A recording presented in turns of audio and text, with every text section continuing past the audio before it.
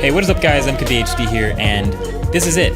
This is the OnePlus 6. So it's been interesting to follow OnePlus for the last couple of years, all the way from the beginning, from the OnePlus One days, the flagship killer mentality, the never settle, and then look at how the trends move all the way until what they've developed into today.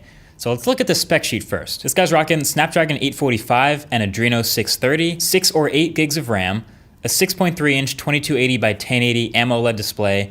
It's got a 3300 milliamp hour battery and dual cameras, a 16 megapixel main sensor and a 20 megapixel secondary camera, and a price tag under 600 bucks. So again, pretty classic OnePlus. They're sticking to their guns of delivering big numbers and impressive specs for a lower than expected price. So with all of that, here are my impressions. And really what a lot of people are gonna have the most strong reaction to, including me, is the new design of the OnePlus 6.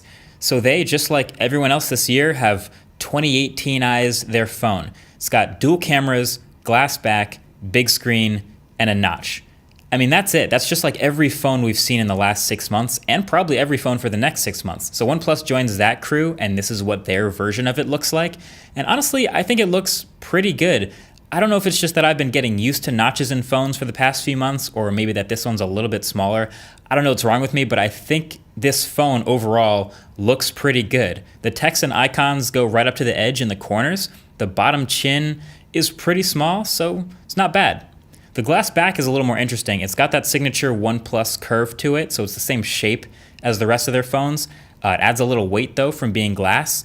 No wireless charging though. That's kind of a turnoff, but that's just the first impression. There's actually 3 different glass back finishes: a mirror glossy back that kind of looks like a ceramic, a soft white with this rose gold metal accent color, and yes, a matte black. Kinda. I mean, it's much more matte than glossy. I'd say it has this kind of a sheen to it in certain lights. It feels more like, I'd describe it like a frosted black glass. But at the end of the day, I'm still gonna put a D-brand skin on it just to hide the fingerprints and add grip to what you get with a glass phone, but that's just me. But continuing on the back, the new fingerprint reader is in the same place, but it's a bit smaller. So you might remember it was a circle on the back of the OnePlus 5T. I liked that. This one has less surface area, and it sits right below the vertically oriented dual cameras that pretty much everyone is adopting now. This dual camera setup is actually kind of interesting though. Usually you just kind of assume when you have dual cameras on the back of a phone, you got your main camera sensor, and then the secondary one's usually your telephoto for portrait mode and 2x zoom, things like that. These 2 cameras are actually the same focal length. So the primary camera is a Sony IMX519, a 16 megapixel sensor with an f1.7 aperture and OIS. And then your secondary camera is a Sony IMX376K, a 20 megapixel sensor, again at f1.7, and they don't say whether it's optically stabilized or not, so I would guess it's not. So a secondary camera of the same focal length, but a higher resolution for what, sharpness, maybe some detail stuff, I guess, maybe portrait mode help. I don't really know exactly. This is something we're gonna have to test for the full review.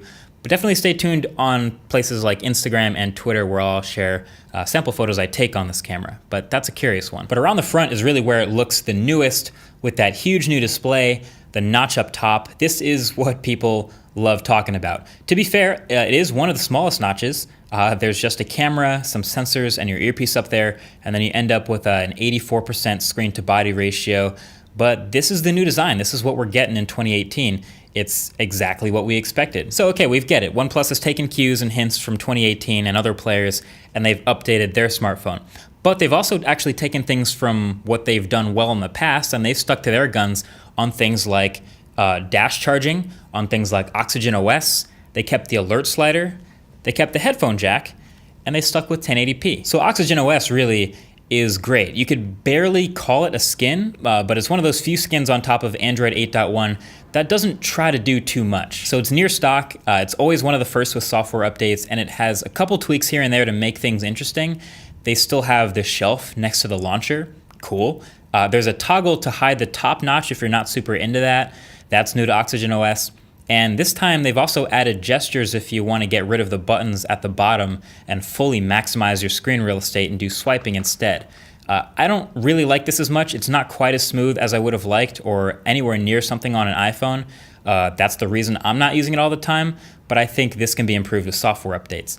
They also tossed in some improvements to the gaming mode as well. There's a dark mode theme, which can do wonders with that AMOLED display. So yeah, just a nice little suite of improvements over the mostly stock Android, I'd say is my favorite way to go. And on top of all of that, it's got really good, I just really like these buttons, these really tactile, clicky buttons, probably one of the most underrated things about this. Bluetooth 5.0, and did I mention it keeps the headphone jack? Like, this thing checks a lot of boxes. So basically these cameras and the battery life are the two things that need to be deeply tested, but I can tell you right now, after I've used this phone for the past couple days, and it is a really promising one. It's fast, it's smooth, it does a lot of the things well that I hope a phone does well, and it's just those last couple things that we'll see about. But for those of you wondering, I will be doing a full review of the OnePlus 6. People were asking that. That's definitely happening. But so far, so good. Let me know what you think. Till the next one, thanks for watching. Peace.